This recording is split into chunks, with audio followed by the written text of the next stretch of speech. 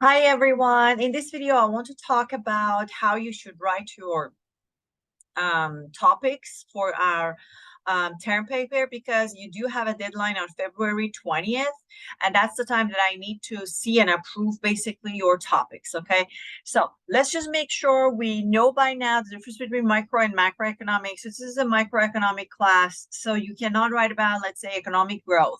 You cannot write about unemployment rate in US. You cannot write about inflation rate in US. These are all macroeconomic topics, right? So in micro, we are focused on businesses, firms, economy of a city, a specific industry. So these are all micro topics, okay? But of course, you're not going to give me a big picture. Like, let's say you want to write about Amazon. You are not going to write Amazon as your research question or as your topic. That is too broad. Amazon is just the name of a company. What is special about Amazon that you want to write about? Okay. So we're going to make sure that you know how to break down your research question. So I do not need anything major from you on February 20th. Let me just mention that at the beginning. So all I need in a Word file for you is to write your name, your course number, section number, your class is Micro 5007, and then have your research question for me. If you know how you're going to write your paper, give me a little bit of introduction. Otherwise, again, just a research question would be sufficient. I will read them, give you feedback, and then if I approve your topic, you are good to go. If I'm asking you to change it, you got to change it. So for this submission, you are going to get 10 points out of 100, which is the grade for your paper, okay? And it is not really about being right or wrong. I just want you to start thinking about it, and I want you to have an approved topic from me. So making sure that when you start doing your research, when you start writing your paper, you definitely can find something on the internet. Sometimes we come up with an idea, but writing about it, finding information about it would be a little bit hard. So that's the reason behind this deadline that you have. I just want to make sure you have a topic that is doable.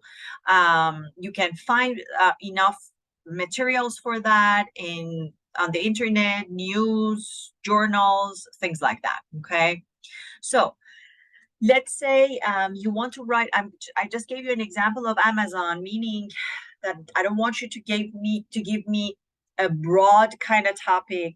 You have to be specific. What aspect of Amazon you are going to write about? Okay, you should you can actually write, let's say, about a microeconomic issue, microeconomic problem, and provide some solution for it, or you can just discuss a microeconomic topic that you are interested.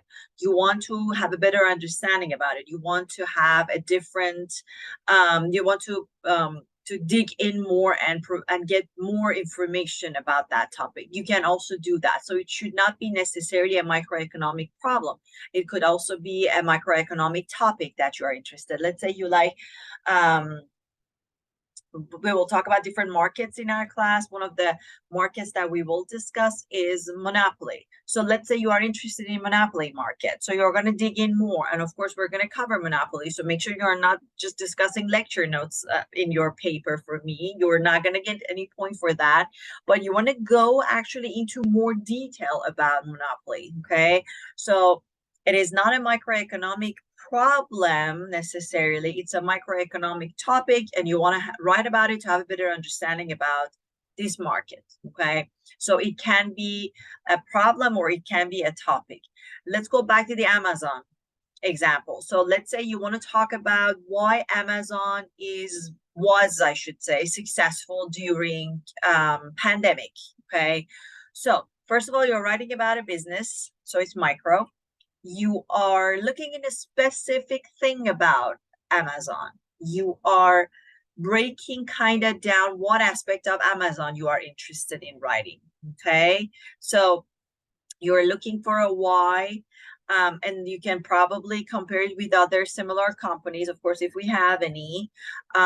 So that's again a microeconomic kind of problem, microeconomic issue you are discussing. Okay, Let me also give you an example about microeconomic problem, okay? Obviously, we cannot write about the inflation rate for the United States, but you can write about the inflation rate in the city of Houston, okay? Again, you're not going to write inflation rate in city of Houston as your research question. You should be more clear. What is it exactly you are trying to find out about the inflation rate in city of Houston? Are you going to look into? I didn't have my coffee and I can't talk. Are you going to look into the changes in inflation rate over time in city of Houston? Are you going to compare the inflation rate of Houston with Austin, New York?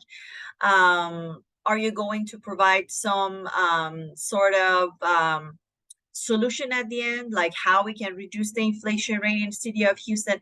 So have a clear question when you give me your paper, okay?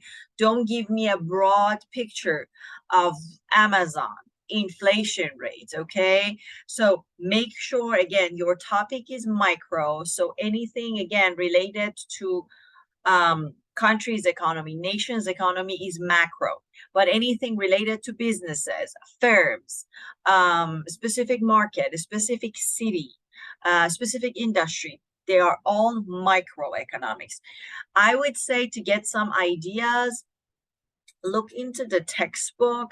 So if you check out chapter 6 till the end of our textbook, those are all micro topics. So you can get better probably idea about what you want to write about. One thing that I discourage everybody from writing about is, let's say I get some papers from time to time that students write about demand and supply. So demand and supply, they are economic concepts, but they are not necessarily microeconomic or even macroeconomic issues that you want to discuss in a paper. Okay, we learned about opportunity cost in chapter 1. So writing a paper about opportunity cost is not an acceptable paper to me. It is not a microeconomic topic. It is not a microeconomic issue that you want to discuss, okay? So that's why I'm asking you to check the textbook from chapter 6 till the end, because those are all micro topics. Everything that we cover from chapter 1 to 5, there are foundations of economics. They're common in both micro and macro. It doesn't matter if you're taking micro or macro. You need to know demand and supply. You need to know opportunity cost. You need to know what we mean by public goods, for instance, okay? So when I say micro, so you should be focused on businesses, industries, okay? Let me know if you have any question. I started getting emails from you guys asking me about ideas, and some of you are not really sure if your topic is micro macro, which is absolutely okay. That's why you're doing this assignment on February 20th, just to figure out if your idea is micro or not, if your idea is doable or not.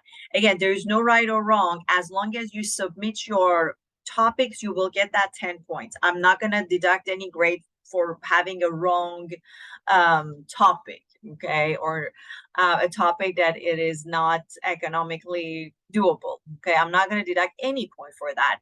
The idea of this assignment is just to make sure that you know how to have enough information to write your paper. So let me know if you have any questions. Till next time.